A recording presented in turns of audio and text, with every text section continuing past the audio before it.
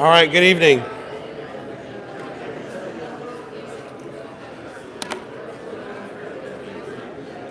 Good evening. It's 5:30, so we'll go ahead and get started.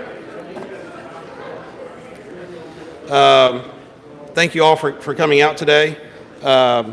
First off, I'd like to make a few introductions. One is Lieutenant James Barnes. He is the lieutenant over the beach now as of today. So he's on his first day, and he got stuck with us. So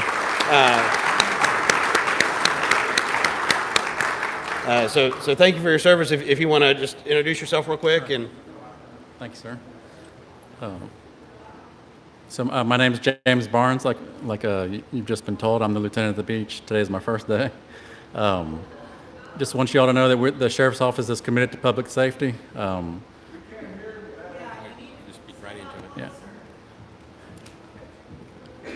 Is that better? Okay.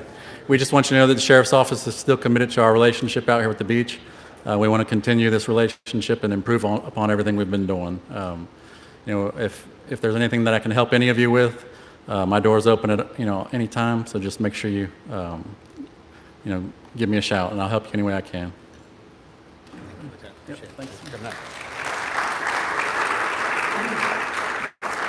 And I know a lot of us have gotten to know Captain Pachuki.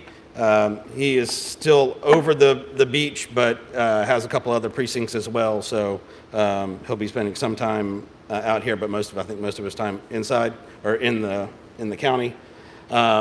Also, I'd like to recognize Station 13 that's here tonight, our ladder and engine company.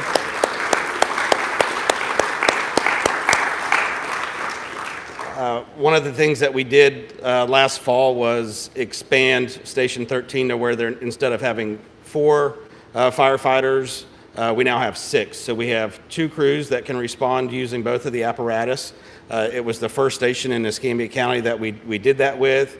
It's a model that we're going to try to use in other parts of the county, especially in our higher volume areas. But with them being almost on an island out here in terms of response, the types of calls that they get that sometimes require additional units if you're involved with a motor vehicle accident and trying to land a helicopter, or which they've already had a couple times, is where they're both called to separate calls.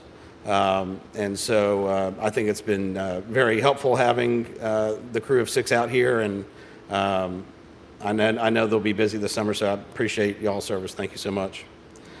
I'd also just like to recognize a couple other members that are here today. First, we have Wes Moreno, the county administrator, Wesley Hall, our assistant county administrator, David Heroux is our community and media relations director. I see Jeanette is here with CMR as well. Joy Blackman, our engineer director, Chris Phillips, our traffic engineer, Tim Day with natural resources. I think Lee Davis was getting ready to come in. I don't know if I've seen her yet, but she just talked to her and she's on her way. Jeremy Johnson, your Santa Rosa Island Authority elected board member, is here. We also have our assistant administrator, Debbie Bowers. And then I see Lois Benson with ECUA District 2, but appreciate her coming out here.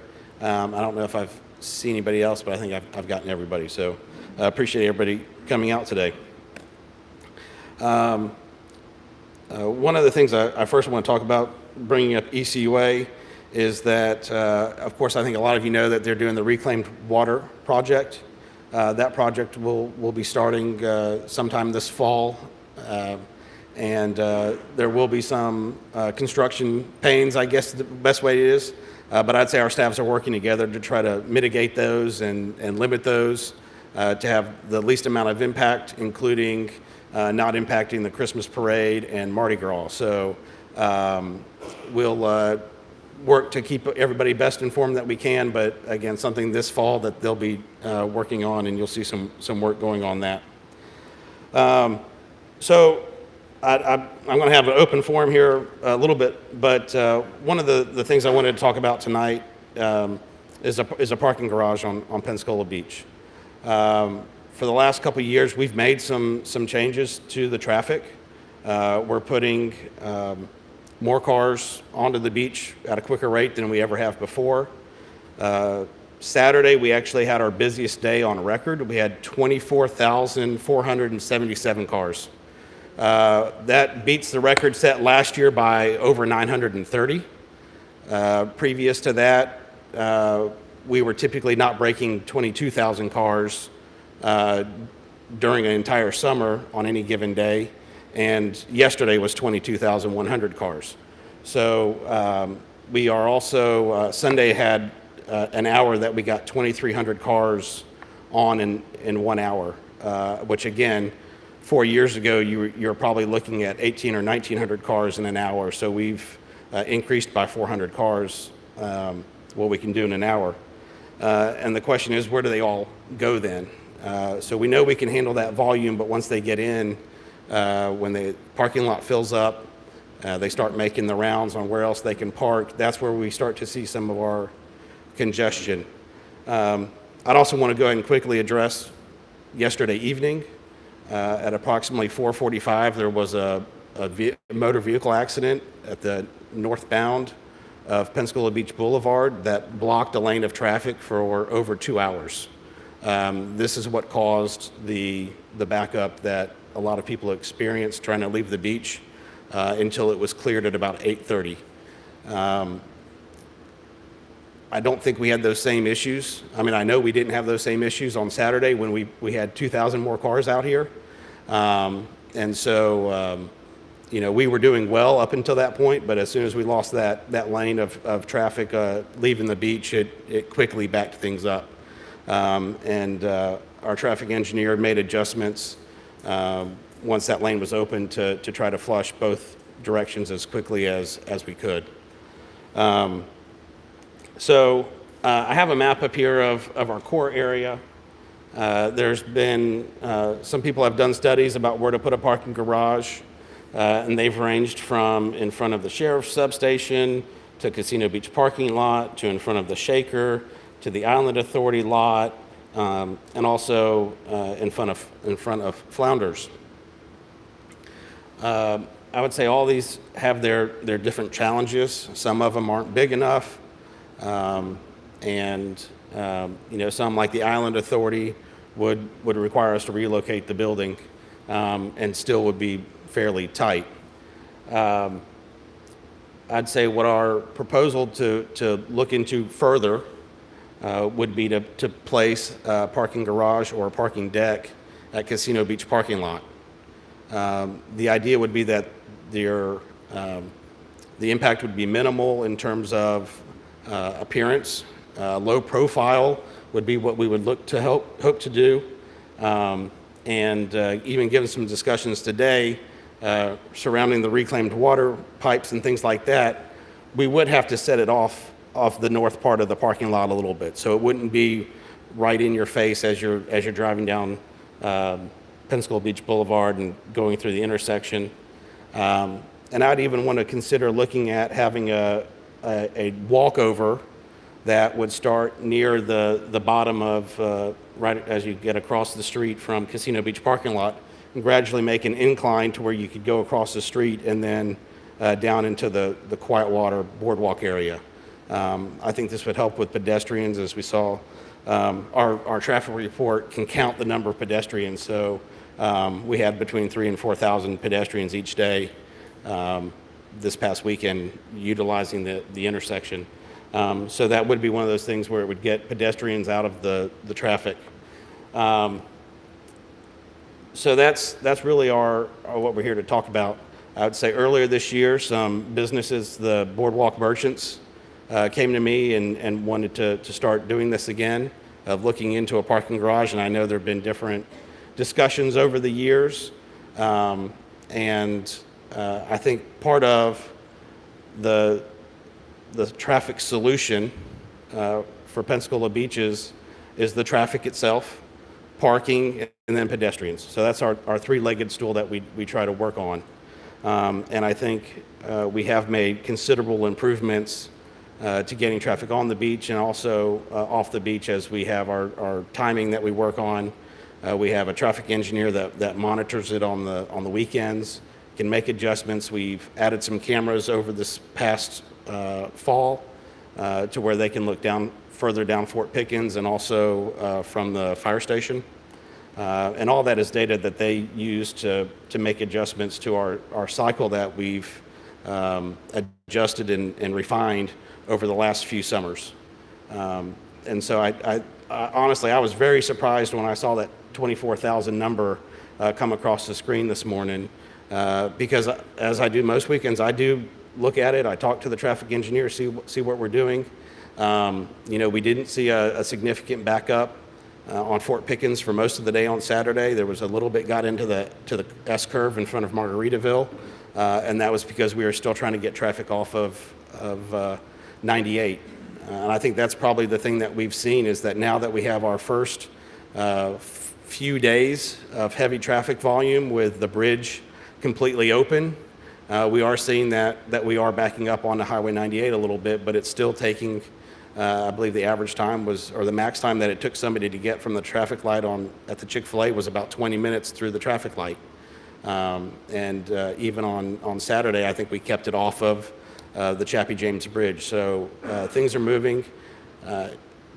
Gulf Breeze is happy that people aren't trying to cut through the neighborhoods, and I think that's our biggest objective that we try to do during the day, is to try to not have it back up on Highway 98, block that traffic the through traffic going east to Fort Walton, and then at the same time we start giving preference to trying to clear Fort Pickens and the parking lot as we can before we make it a priority later in the afternoon.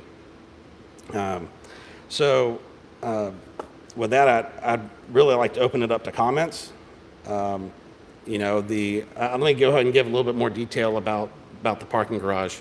What I would look at is something east of the walkway, that is east of the beach ball. So if you think just south of the chamber building, east to the entranceway, we would have to, again, probably keep it south of the chamber building to avoid some of those utilities, water lines, reclaimed water, gas.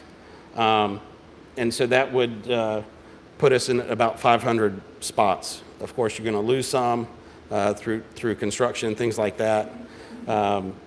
What we think about is a surface spot like you see now is about $7,000 or $8,000 a spot.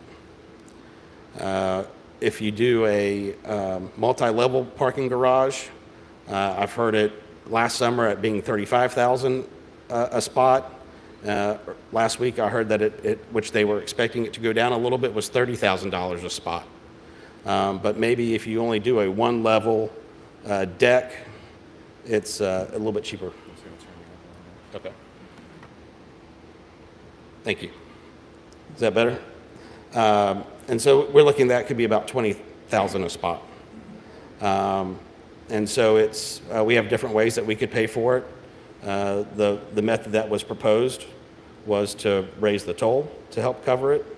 And I would say that because paid parking is something I would try to avoid out here.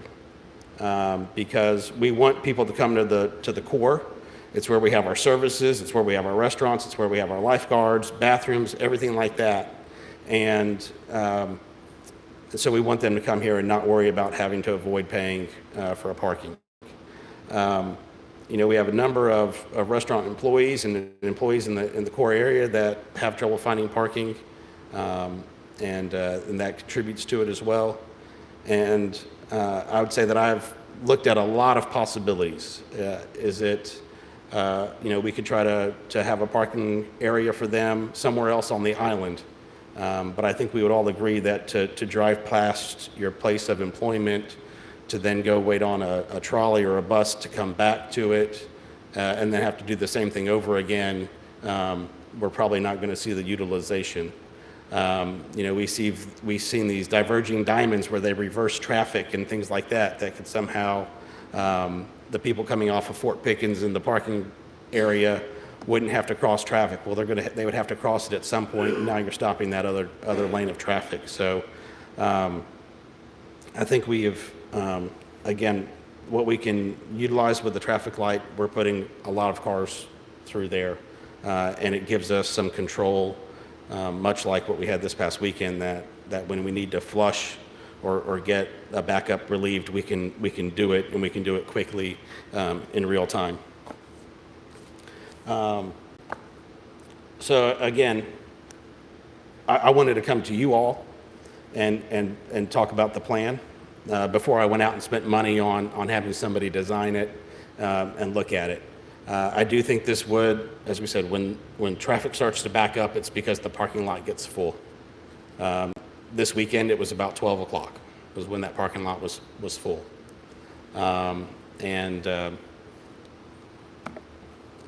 Again, that's when we start seeing these backups. Of course, some of our worst backups have been the Thursday of Blue Angels, when everybody's trying to come out late for the show.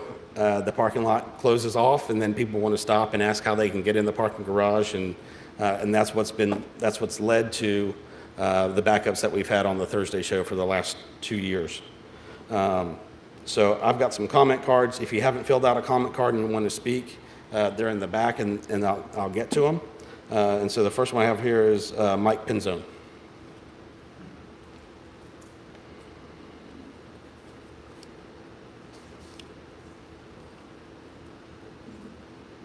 Thank you, Robert.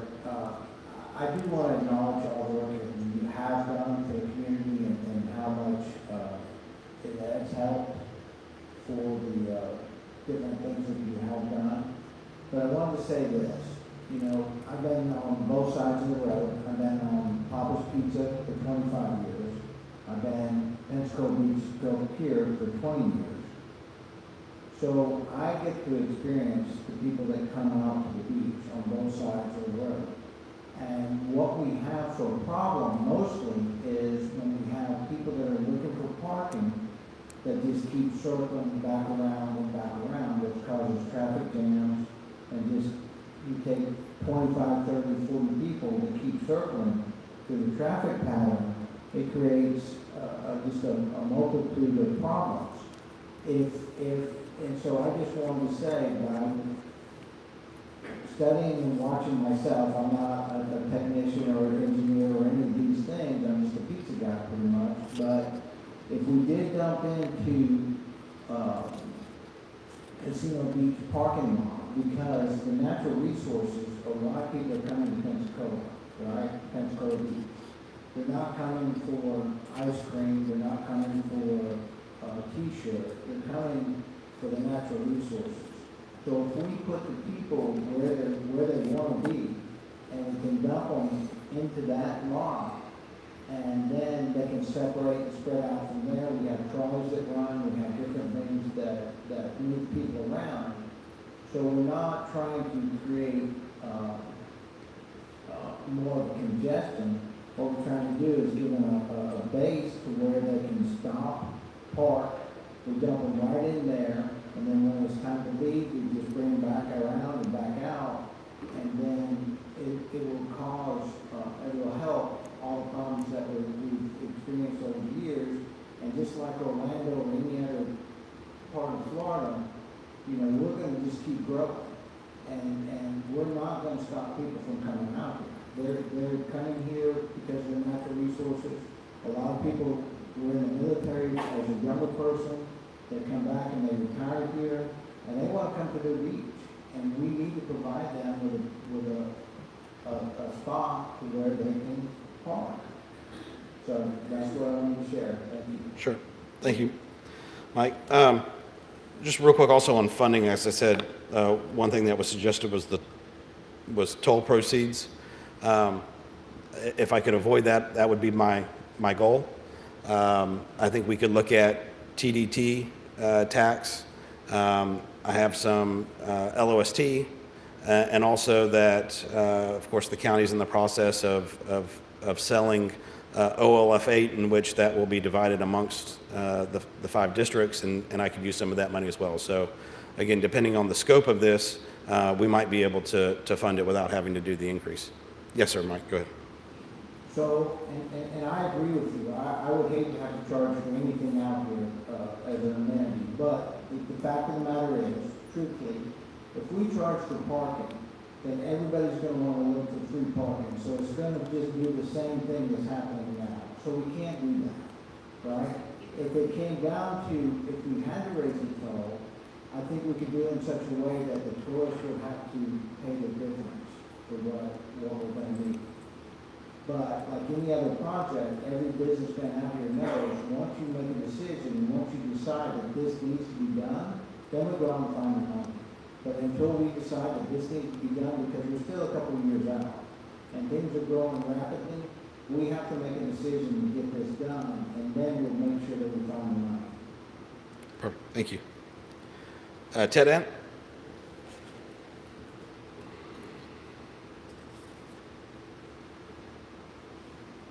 Thank you, Robert. Thanks for spending some time with us out here today, and thanks for the things you have done today. There is no question that getting on the beach is much easier than it was in 2018.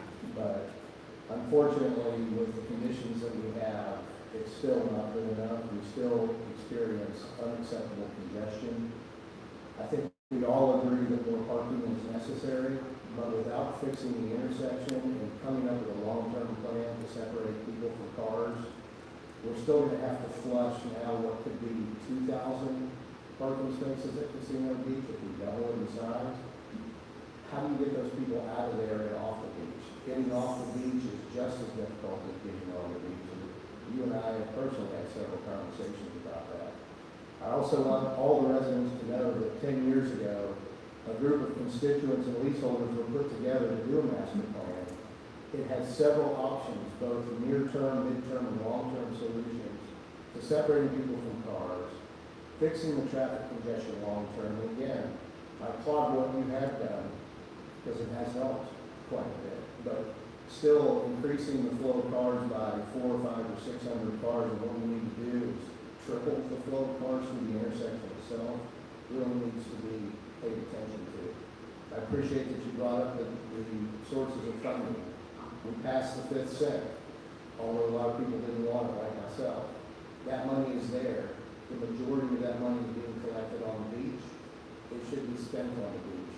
If we don't earmark that money, if we, as constituents on the beach, don't claim that money, it will be spent somewhere else. So we need to go after some of those funds. We need to go after our fair share of LOST. We're the largest collector outside of Cordova of LOST collection, and they spend a fraction of it out here on the beach. We've gone public with these figures many times. Rick Haas, who's the most astute economist in Northwest Florida, has said multiple times in multiple public venues that this beach is the golden goose for Escambia County. It shouldn't be the golden goose at the expense of the residents, or of the beach itself, or the expense of the people who live in the county who see this as their largest public park. We really need to get that master plan out. We need to get focused and united as a group of people, and we need to go after a long-term solution. You know, the safety and the well-being of our residents should never be political. And we're all here today, and again, I appreciate it. It's the third time I've told you, I appreciate you being here at this conversation. Let's get together, let's solve these problems once and for all. We've got more money than we've ever had, y'all. More money. If we don't go after it, we won't get it. Sure. All right. Thank you.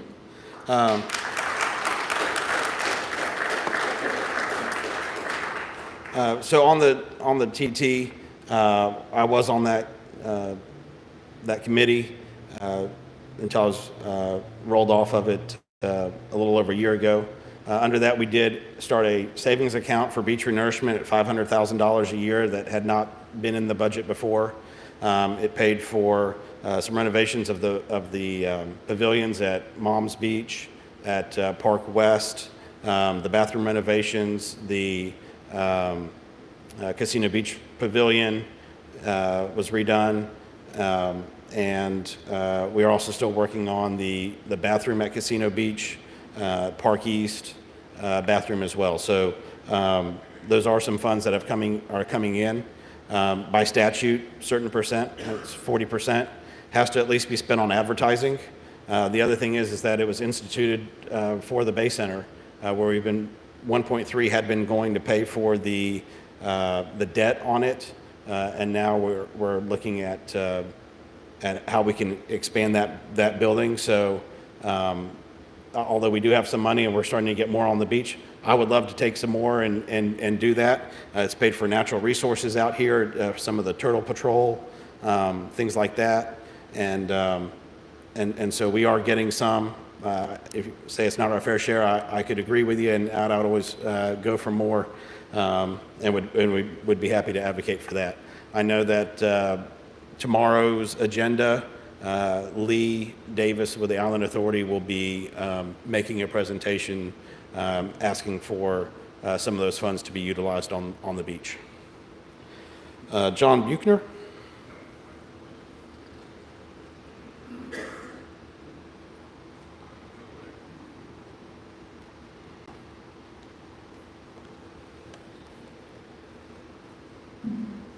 Hi, thanks for coming out. I'm just a resident here on the beach.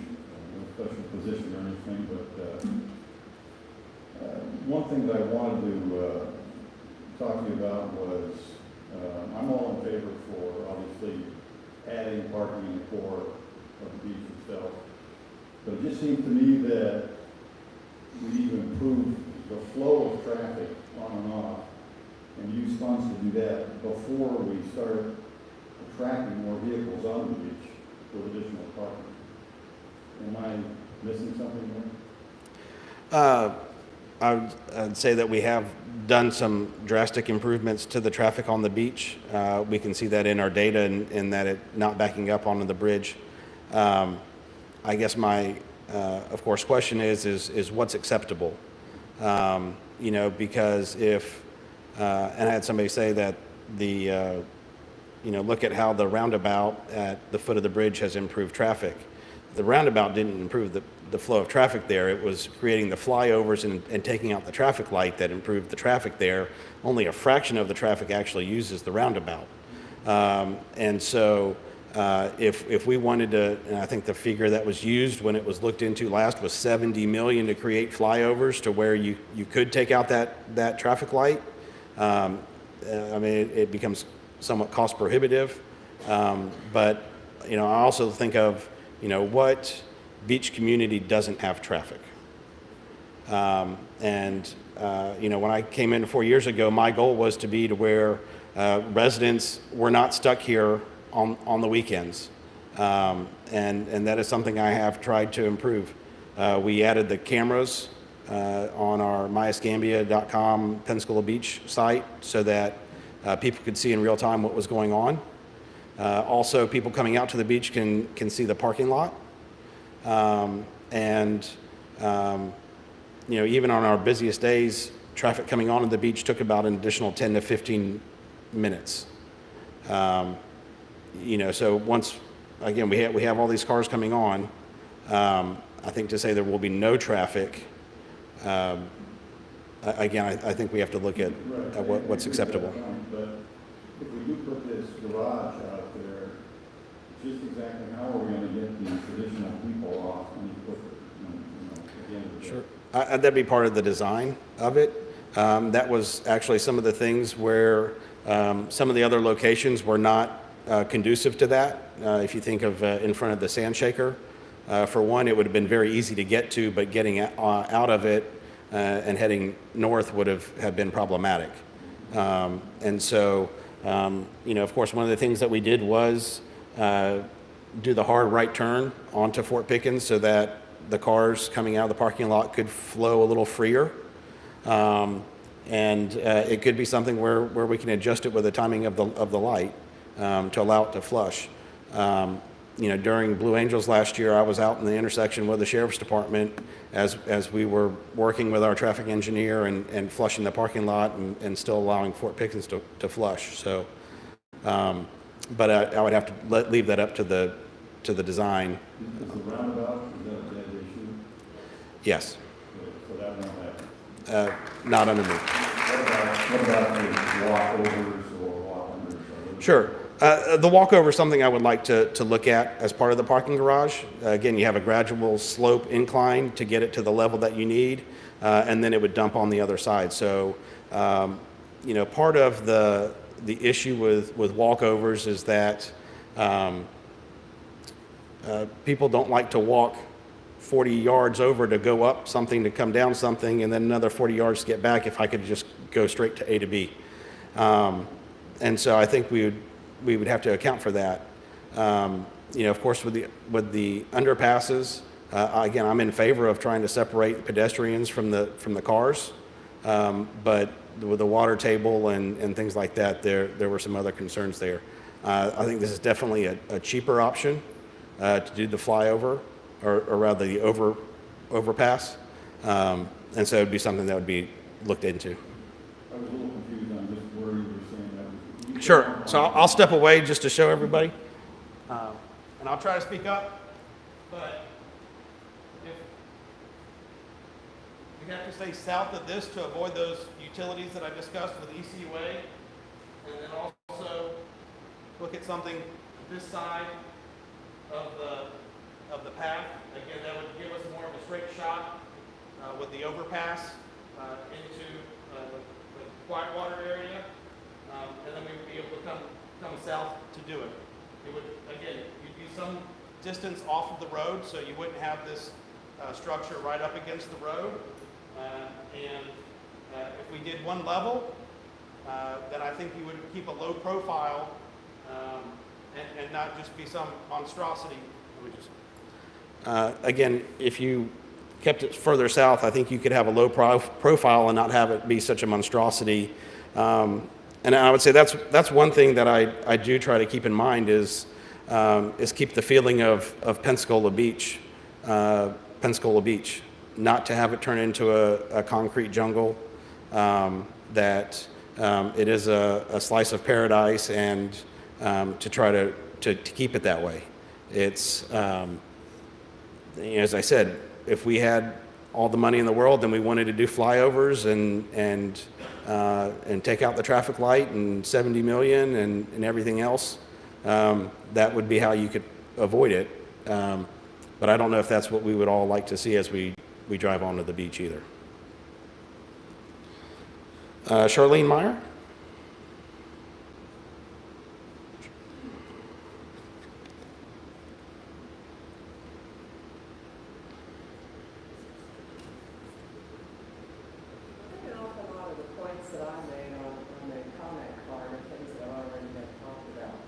Anything that's going to be east of the light is going to cause more backups on vehicles, and that's going to cause more backups on Fort Pickens. And those things have to be looked at. The other thought is to have on weekends use the high school parking lot and transport people from the hotels as well as the parking area there by trolley back on the beach. It's another possibility. Sure. And I know that we've worked on that. We attempted to do that last year with some of the businesses. It was not heavily utilized. I think part of the reason was that it was utilized for 4th of July and Blue Angel weekends. Some of those days it rained early, and I think the employees knew, hey, I got a wide open parking lot because it was raining at 10 a.m. And of course we've discussed it. I think the last, and maybe Lee can correct me, I don't think Gulf Breeze is looking at being a long-term solution for that. So I think we could do it, like I said, on some of these special weekends. And I've looked at property in Gulf Breeze on what we could acquire to build something. I've come up short, so if anybody has any ideas, then please send them my way. But that's exactly what I was saying earlier, was if I'd be happy to try to utilize that and do something there that people wouldn't have to drive past their place of employment to then be shuttled back and go back and forth a couple times. So Obviously, it has to be a quick turnaround. right. And that's what happens after. Yes. And I think to that point is that if we know that if you're stopped at traffic in front of the Pensacola Beach sign, and you know that's only going to take you 10 or 12 minutes to get through the light from there, it's more of a known, and that people are willing to sit through that as opposed to something a lot longer. And so of course, with trying to, I think the ideal would be more for an employee, something like that. I think when you get families that are trying to get out to the beach and they have all their beach toys and towels and coolers and everything like that, and trying to load that into a trolley to then, so trying to make it as convenient as possible for the public. One other thing that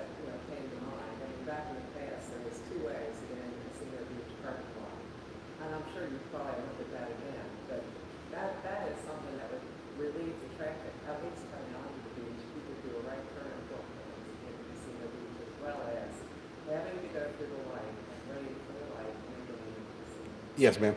I know I've talked to my traffic engineers about that as recently again as last year, about what we could do, and I think what they said was they thought it was still the same, but I think as part of the parking garage design, everything would be on the table in that regard, and see what they would say as well.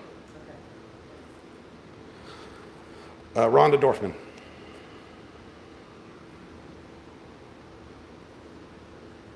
Thank you. Like everyone else here, I believe that, Rhonda Dorfman, I am president of Pensacola Beach Advocates, but my viewpoints here tonight are my own personal viewpoints. I don't think we should be discussing parking garages until we deal with the traffic congestion issue. 24,000 people came onto our beach on Saturday, and they obviously found parking spots somewhere. If you put in 500 parking spots at Casino Beach, you will add to the congestion at the light. I'm very, very sympathetic to the businesses who have to find employee parking. I don't understand why a low-level parking garage or low-profile garage on the boardwalk is not on the table as well, because it's their businesses that seem to have the most trouble finding the parking spots for the employees. A lot of things in the 2016 and the 2012 master plan, they had short-term, they had long-term. We did the access road, we did the turn lane on Fort Pickens, we did the Casino Beach parking lot, traffic change. Some of those things work, like the turn lane on Fort Pickens, but it doesn't seem like some of the other things work.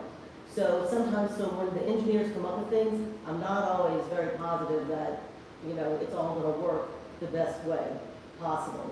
As president of Pensacola Beach Advocates, there is one thing that I do want to say, is that in no way, shape, or form do I want to see a parking garage go up that would lower any residents' property values.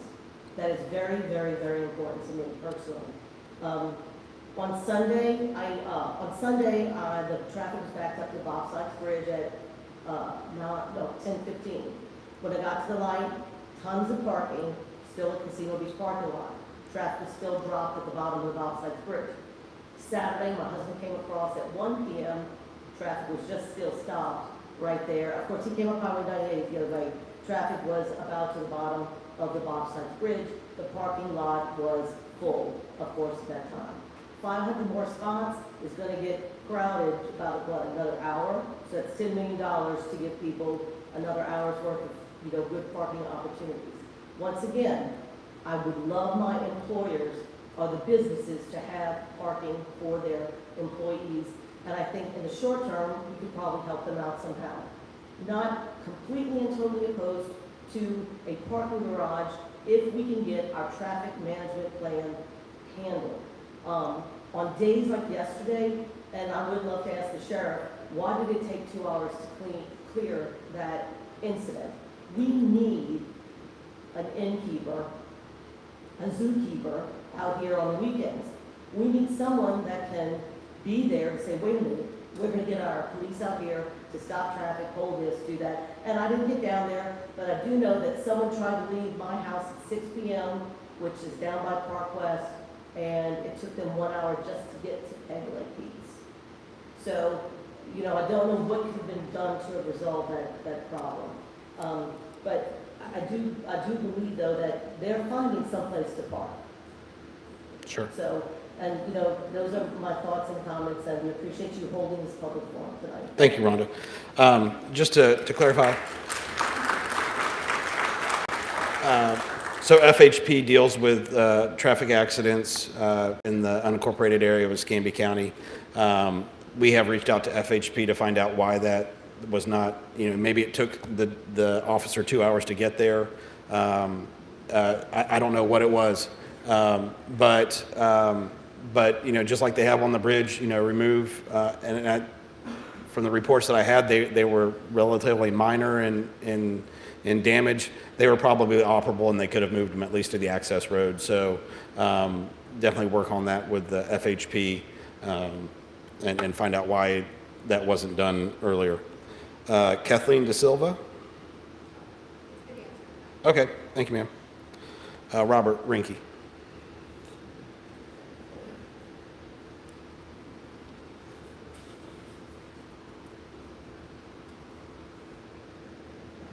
Robert Rinke, and I've got Levin Rinke Realty as well. So Robert, first of all, as you know, we've gone through years of consultants. Stanley County's hired 2 separate consultants, and they told us to do 3 things. First thing they told us to do was quit collecting $1 in toll. They said if you have that light at the intersection, you can only get 2 or 3,000 cars an hour through that intersection. When you fix the toll and you don't fix the intersection, it's just going to back up at the intersection.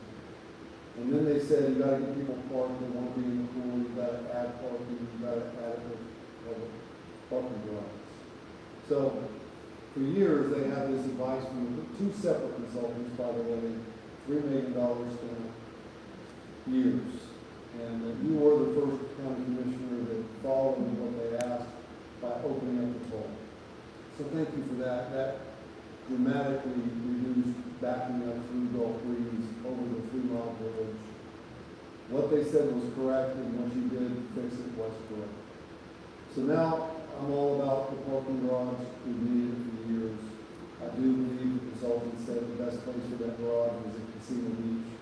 I do believe in the low profile, so you don't drive onto the beach and see a concrete building.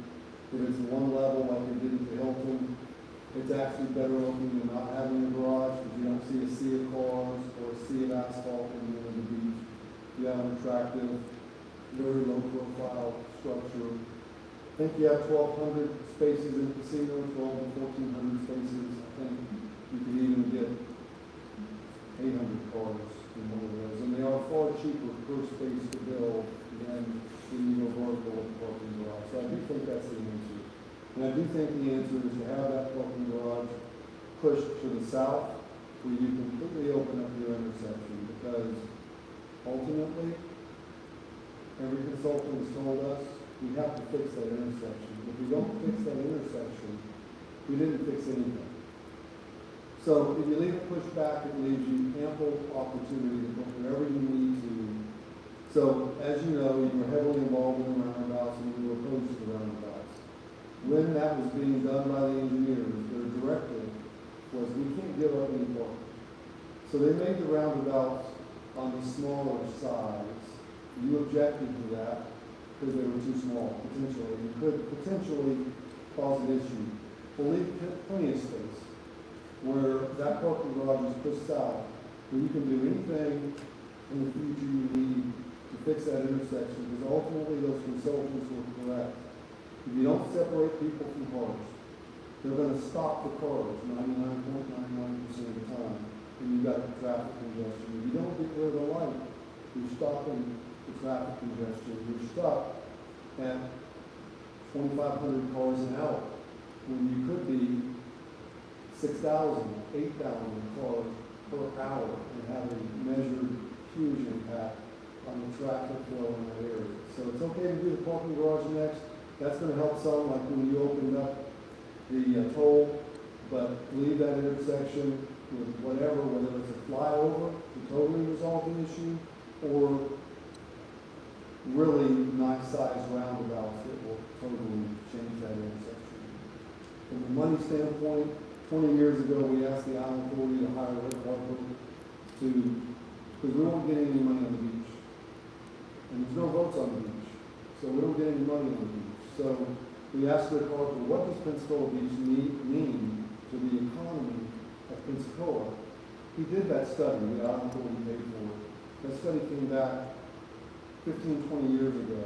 The beach meant $850 million a year every year to the economy of Pensacola. That study is being done again by Rick Harper.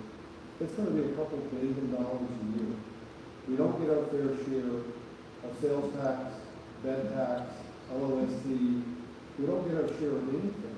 And we have a massive impact economically. It's about the quality of life of every resident of Pensacola, Pensacola Beach, and every tourist. It's all free. We need to spend serious money on the infrastructure of Pensacola Beach. Thanks for what you're doing. Thank you, Robert.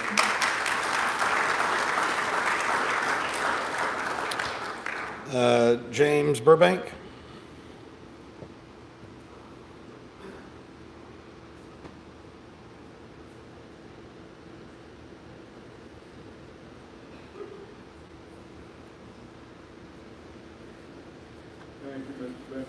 coming out here, appreciate it. Yes, sir, thank you. It's been an issue forever. I've been pro parking garage for 15, 20 years. More people in the spot. Question is, how do we do it? The Hilton, when they built their garage with just 2 stories, said, hey, that's quite appealing. I made a list of some of the businesses, starting off with the dock, crabs, UFOs, sidelines, Flounders, Subway, Circle K, Alvin's Island, Whiskey John, Ron John's, they had 2 of those buildings, Banana Willie, Bamboo Willie's, Hooters, Felix's. There's thousands of employees come out there. Some of them come to work at 8 o'clock in the morning, some leave at 10 o'clock at night. Problem seems to be when you have shift change. And they're driving around and around, trying to find a spot. Sometimes it takes them 20 minutes, sometimes they're lucky. If we built a parking garage with a municipal bonds, had an automated system where the employees could get into it with a card, charge them 50 cents an hour, not charge them, but charge the company 50 cents an hour, $1 an hour, that would help pay for it. And the only time we would have an issue, I think, would be during shift change. But I'm thinking about the money, you said $35,000 a spot, well, get a 30-year bond, but have the people that are spending the money help pay for the parking garage, have it fully automated. There's 300 spots. When it's full, the gate won't open. When there's 3 spots open, the gate opens, lets 3 more employees in. That would help pay for it. It could be done. It could be done and look nice. You could also have, from a 3-story, you could have a walkover across the Analuna. I'm just thinking about how we pay for it, but it does have to be done. Yes, sir. That's my opinion. Thank you, sir, I appreciate it. Patrick Butler?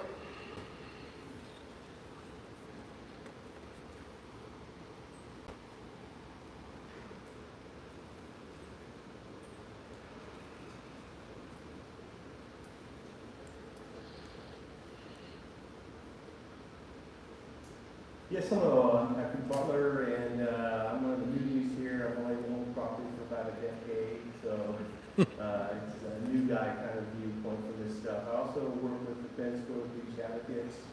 That's where I learn a lot of stuff about what's going on. And I also like to talk to the employees, like use all the different staffing areas around here. I like to get their ideas too, because they're the ones who do this in and out kind of thing.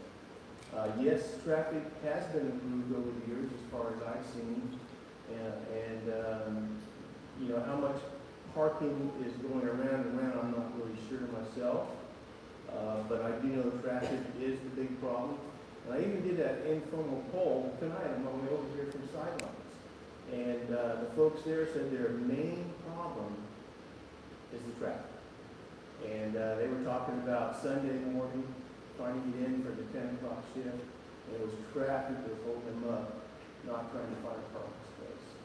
So I guess what I'm trying to say here is, yes, let's keep improving this traffic situation, and then in a natural way, possibly switch into these different ideas of how to use a garage, where to put a garage. But it has always been that intersection. And it's one of our favorite things at Emerald Isle. You look out from the back balcony here to view the Luna, and around 3:30 p.m. on weekends, you know that line is going all the way down to Portofino.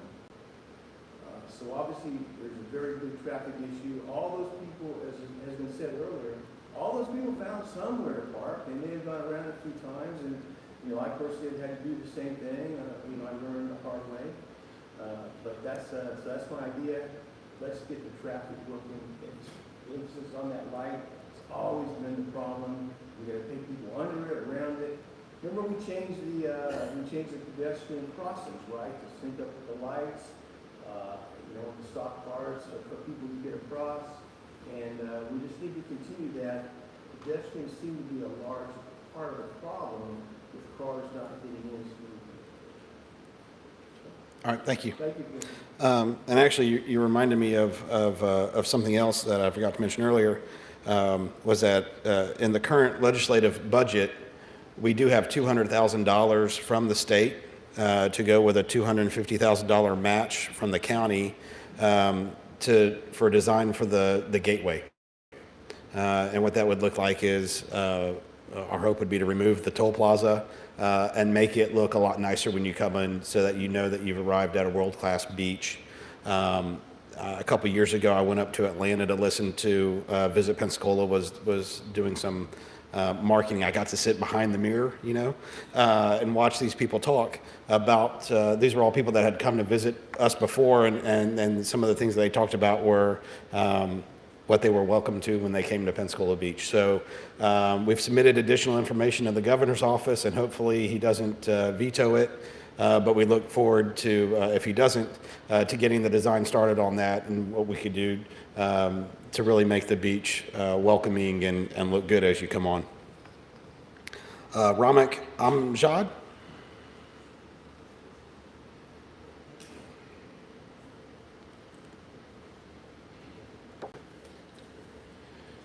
Thanks for coming on with us. We moved to the beach about 11 years ago, and I honestly think he made a lot of improvements here, so this isn't really complaining, but one of the things I'm most concerned about, honestly, is the pedestrian traffic, especially over by sidelines. People just walk out. I've almost hit people multiple times. They get mad, they hit your car, but it's a stoplight. I just can't understand why law enforcement doesn't nail people for jaywalking, and they do it all the time. Especially when it's, I have 2 new drivers in my family. I'm terrified they're going to kill somebody. My son saw somebody get hit about 4 months ago, and the woman was not like 50 feet, because when it gets dark, people don't pay attention and they hit people. The other thing that I'm supportive of the parking garage, by the way, but I think that the traffic, I grew up in St. Louis, Missouri. It's a pretty busy city. I don't understand why we can't have a cop out there waving traffic and paying attention to where things are. When I came through Sunday, okay, there wasn't just the accident. There's somebody that's trying to get into the Circle K parking, and they just stop in the middle of the intersection, and there's nothing happens to them. If I did that in St. Louis, Missouri, I'd get arrested, and my car would get towed. So I just feel like when we know the busy times are, I don't understand why we can't have law enforcement there controlling the traffic and waving people through. Not just controlling the light. Seeing an officer out there waving people through and doing that, then people don't do stupid stuff. And then the last point I want to make, I'm fine paying my taxes here. We live in a beautiful community, and I love it out here. My family's moved down, my parents moved down, my sisters moved down. We love it down here. But I'm tired of all the taxes from our area getting used to pay for the rest of the county. Okay? I'm happy to do our fair share, and I'm glad that this supports the county. But I feel like more of the money needs to be spent out here. They shouldn't be asking us to pay for a parking garage. Okay, $850 million a year. I just did a quick math when you said how many spots you wanted. That's $15 million. That's a fraction of what the city or the county makes off of this beach. And then lastly, it does drive me crazy that the Island Authority only has very little representation. You should have to live on the island in order to be on the island authority. I think that's unfair.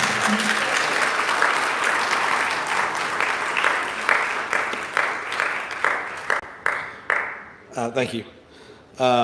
So before I think I've gone through and filtered all the ones that didn't relate to the parking garage. Is there anyone else that would like to speak on the parking garage? Charlie? Is that right, if I can see right? Yep.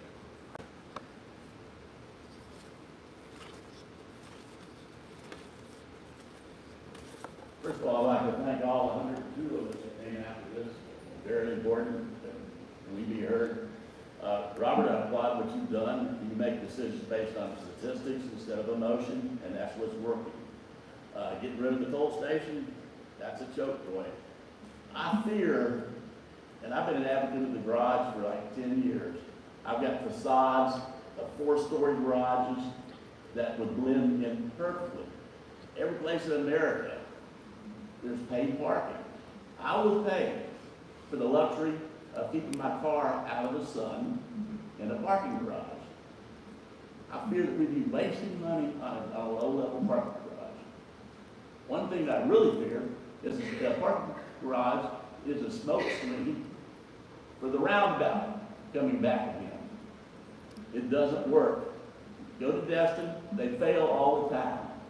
Volker agreed that the side swipe, sudden lane change accidents are going to cause a big headache. And that was back when parking garages were 16 to 18 to 19,000 space. But I'd like to see us do it in the casino parking lot, and I think that's probably the best place to do it. I appreciate the way you do and make decisions, and don't listen to the emotion. I appreciate it, Thank you, Charlie. Robert. And Charlie, I didn't see anybody else necessarily raise their hand about the parking. Did you have anything else you wanted to? Oh, okay. Well, go ahead. I'd like to reiterate what Charlie said. I live in the other part of Escambia County, and I lived out here when I was younger, been here my whole life, in and out. The roundabouts don't work. They just start around Perdido. It's a disaster. It's too small, it's not enough space for it. I feel if we're gonna go ahead and do two garages, two levels, we might as well do four. It'll work. Yeah. I So, came from Virginia Beach, I lived there for 20 years as well, and people pay. They pay. And if you can't have, any dollar you don't spend today is gonna cost you $2 or $3 more, and you need to project for the future. They're not gonna stop coming, they're just gonna keep coming, more and more and more. Also, as well as parking garages, I don't understand why we're just looking at one, and why we're not putting one over where the restaurants and things are, put a lower level one over there. But the more the better, and to plan for the projection, what's getting ready to happen, you're gonna be better off when Sure. it comes to funding. sure. From what we can tell from zoning, the most we would be able to go up is 2 stories on that area of the south of Via de Luna, south of that intersection there. You could go up higher on the north side, but it's a lot tighter trying to do that like in front of the Quiet Water boardwalk or something like that. It becomes a lot tighter where almost, we deal with it at the parking garage at the county where I think they call it Space Mountain because you go up and around, you don't know what's coming around the corner and maybe not the most efficient design, but again, that's something we'll definitely look at too, though, is the different levels and what it can accommodate. Anybody else? Pam, on the parking garage? Okay, yep, come on.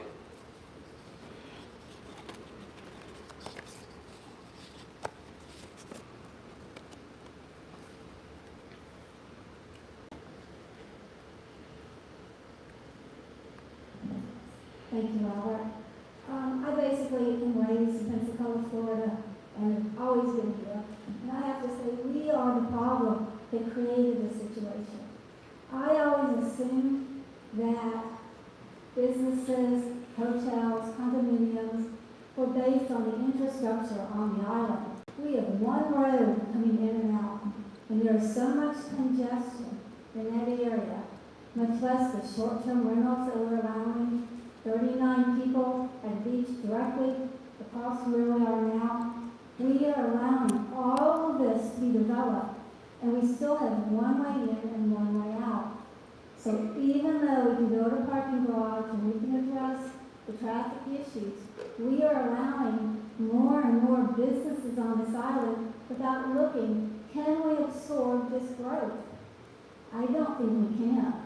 But I think going forward, we need to also have long-term plans on what we want the island to develop into and how we're going to absorb this, if this is the way we're going to continue. We just don't have room for all these cars. Thank you. All right, anybody else on the parking garage? Tom? Yeah, come on. So, I don't know if we've looked into Fort Pickens at all to kind of take some of our, tourists. I think they're allowing all military veterans. I think they changed their rule about a year or two ago where any military veteran and their, their family can go on to Fort Pickens for free. I don't know exactly what sort of ID card they need, but we need to see if we can advertise, try and get more people off of Casino Beach and over to Fort Pickens. Sure. Is the superintendent here? He had said he was going to try to make it, Superintendent Eccles. So I've definitely talked with him about some other things. I can follow up with him and ask about that. Tom, did you want to go ahead and make any other comments just while you're up? I think you're doing a great job. I appreciate the crosswalks. Like a lot of folks said, we're not getting enough money here. That's obvious. The leaseholders are paying $600,000 for those trolleys every year. We're paying $1 million, the leaseholders are paying $1 million for that public beach. We're paying $300,000 this year to dredge the public waterways at Little Sabine and Lafitte Cove. We're paying for the Blue Angel Air shows, the leaseholders are paying for those. We're paying for bands on the beach, et cetera, and we're getting beat up at those commission meetings by the commissioners from districts 1, 3, and 5, and they're up to their necks in scandals themselves. I don't know why they are beating us up, but we need to start getting some of that money. There's $21.8 million just on tourist development taxes. We can stop advertising for people. We've got too many people on this beach already. Let's cut the advertising down to the bare minimum. The other authorities also, we've got E.W. Bullock, we're spending $145,000 on their advertising. Why can't we start, we don't have one representative on the Tourist Development Council. Well, we bring all the tourist development taxes to this county, and we don't have one representative. I'd like to see if we can get Mr. Johnson on that Tourist Development Council immediately. The Tourist Development Council they just sent to the Florida Auditor General. They're trying to put pressure on Pam Childers about how much money she's using of that TDT for her administrative fees. And the Auditor General said that we can designate all of our public waterways as nature centers. And by doing so, we can start using some of that $21.8 million all over this county to improve the county, rather than spending money on tourism all the time. We have all the advertising that we need. Let's cut the advertising down to the bare minimum and start using that money to enhance this beach. All right, thank you, Tom.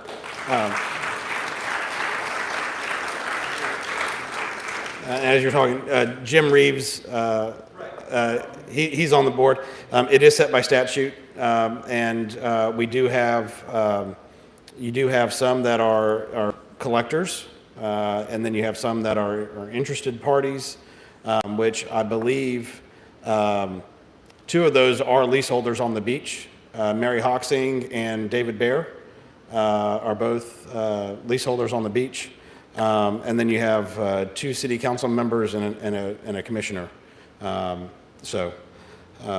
no, I agree. Like I said, we've been fighting to have some, and I appreciate Jim's support when the vote came up to put $500,000 a year on the beach for renourishment, along with the other monies that we've spent in repairing some of the infrastructure out here.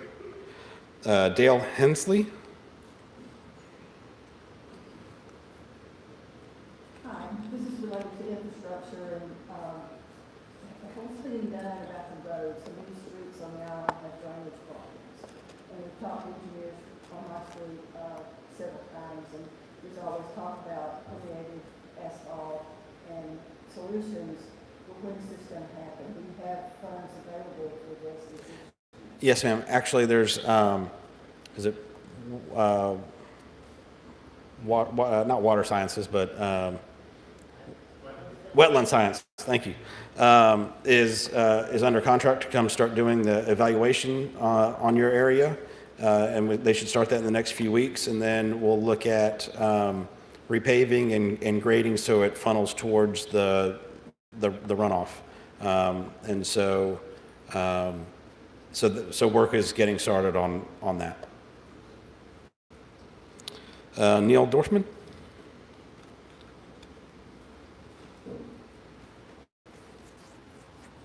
Thank you, Commissioner. I've got some comments about the dog park, and it won't cost you $1. As you, I think, are aware, the original proposal for the dog park west was not where it is today. It was originally by ordinance down by Park West, extending 250 feet, I think it is, on either side. It was placed where it is today, and that combination without code enforcement does not meet the intention of the dog park, which was not only to provide a dog-friendly area on the beach, but also provide for the safety and pleasure of everybody else who goes to the beach, dog or no dog. So what I would like to propose is that we have your support to ask SRIA and the county to relocate the dog park to where it was supposed to be and enforce it as it was intended to be. Thank you. Thank you, Neil. So have worked well with Lee. We do, they do pay for a animal control officer to be out here. That is one of the toughest positions that we have to fill. You know, we had a great lady out here for a long time that had to leave for medical reasons.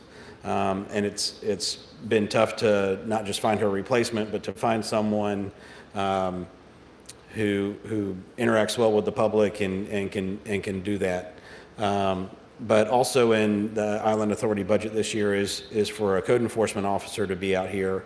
And we're working with the Island Authority to have that person out here on again, on a permanent basis. They would report most likely to the Island Authority and cover all the things that code enforcement would do. Of course, we do have them out here. Just want to add that the original intention was to put it as far away from residential areas as it could be, which was accomplished on the east side. And that dog park, it does not accomplish it where it is now, but if it moves to the original spot, that would also be accomplished. Okay, all right. And we'll talk with the Island Authority about that. Jean Luke? No, okay. She taught me everything I needed to know. I was in kindergarten. So that's it for speaker forms. Would anybody else like to speak? Of course, I'll stick around after to address any issues or talk about anything. But if you'd like to say anything else, you're welcome to come up. Can I ask one more question? Yes, sir. The zoning change that would need to take place for there to be a 4-story parking garage with retail around the bottom and 2 restaurants on top, taxes and profit coming in with Santa Rosa Island Authority tax and everything. How hard would that be? It's happening all the time, especially with liberal judges and everything else that's going on in this country. I'd have to double check on what that would take. You know, we did put in the resolution or the ordinance in 2019 that it would take unanimous approval by both boards to change out conservation and recreation zoning. So that might be the first hurdle. I would say that there have been people that have proposed putting a retail space into the parking garage. One that increases the cost because now you're having to design for a store, but 2, it not only takes away parking but also adds the need for parking for the customers of the location. So again, I'm not necessarily opposed to having retail in there, but I think in this case it takes away from the intent of it, and even takes away more parking spots than what we'd have to make up for. Yes, sir. I got one more comment. Yes, sir. Come on up. It has to do with traffic. And it's a simple fix. And you like simple fixes. I've seen twice here in the last month where people try to make a U-turn where the no U-turn sign is getting into Grand Marlin. Okay. And if they put a sign below that said U-turn ahead, they would know that they could go up and make it legal U-turn. Okay. Seems like a pretty simple fix. So, I've seen that twice here. When you're in the left turn lane, in other words, when you're in the left turn lane to go into turn. It's designed so that you have to almost go over a curb to make a U-turn. All right. I think my traffic engineer is still here. So, Chris, he's got it. Yes, sir. Yes, sir.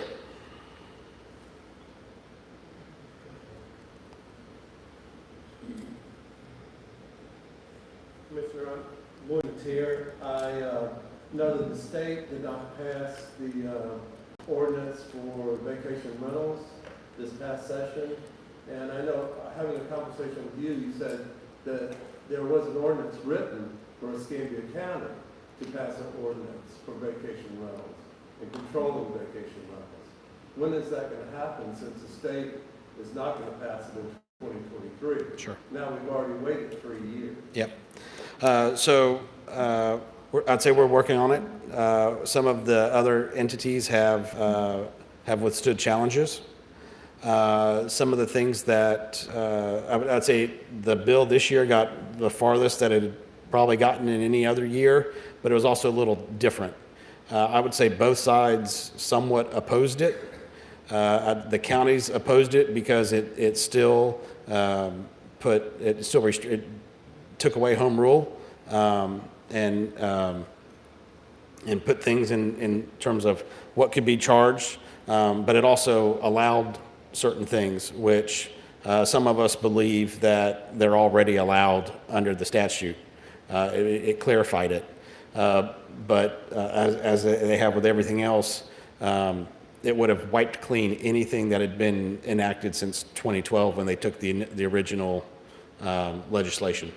Why can't Escambia County write its own ordinance? We can, and again, with some of the things that were in that bill, we would have had to change them. So I think now that session's over, it didn't pass. We know where they stand, and we can try to address those concerns that would have been in conflict with that, just in preparing for whatever comes in the future. But it did allow things to have a cap on the number of persons, provided that it wasn't specific just to short-term rentals. Was one of the things that included in that. Right. You plan on going forward with the ordinance with Escambia County? Yes, sir. How long in the future? I don't have a time frame right now. We're still working with some other people on that, but it'll be coming. Thank you. Yes, sir.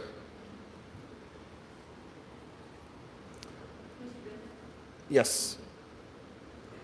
The gentleman who spoke about the Fort Pickens area, it's a National Seashore Park, National Seashore, just like it is at Perdido. People go out to Perdido all day long. They're paying $20 a car to get in. They ride through there, they get in, they got the bathhouse, they got the parking.